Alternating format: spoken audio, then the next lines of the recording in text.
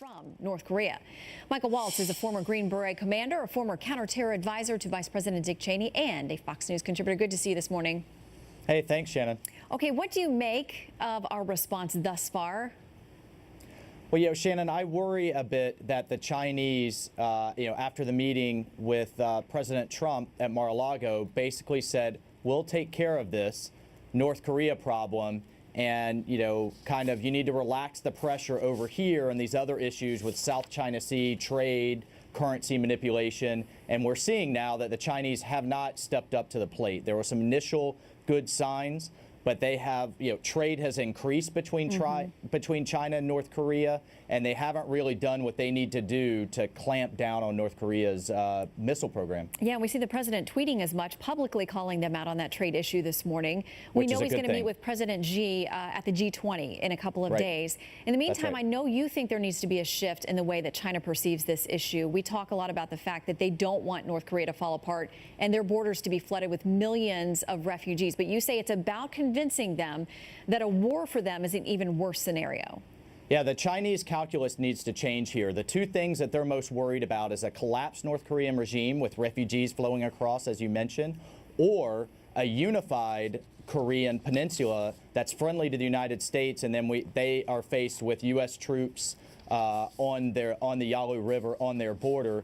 That calculus needs to change to where the Chinese are more worried about war on the Korean peninsula and a preemptive U.S. strike to take this program out, so that they move to take action themselves. And Shannon, I got to tell you, at this point, I don't think Kim Jong-un is ever going to give up. And we need to think about regime change in North Korea, either driven by the U.S.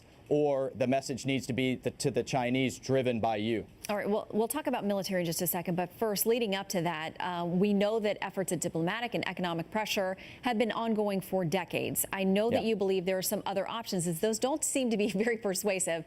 Covert operations, cyber attacks. Where do we go before we get to military? Yeah, so look, a sanctions regime is only good if it's actually enforced, and the Chinese have not been enforcing the sanctions that the international community's put in place. So there's a lot more that they could do to step up to economically put the squeeze on the North Korean regime. But beyond there is offensive cyber. There are covert actions that we can take that obviously we can't get into here. And then there's also a much more aggressive missile defense regime.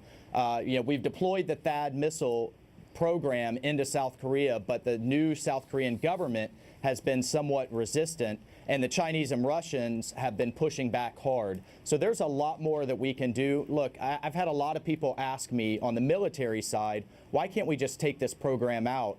And we need to understand that the North Koreans have been digging in and preparing for this for over 50 years. These things are built into bunkers, into the caves, into the sides of the mountains, and they are prepared to hit Seoul, South Korea, very hard with artillery and missiles should war break out. There's no good military option here. Yeah, and when you talk about 25 million people in that metropolitan area, including some 300,000 U.S. citizens, that's right. That's a cost you have to calculate. Imagine artillery raining into a city the size of Manhattan. It would be devastating. Here is what National Security Advisor H.R. McMaster says about the options now.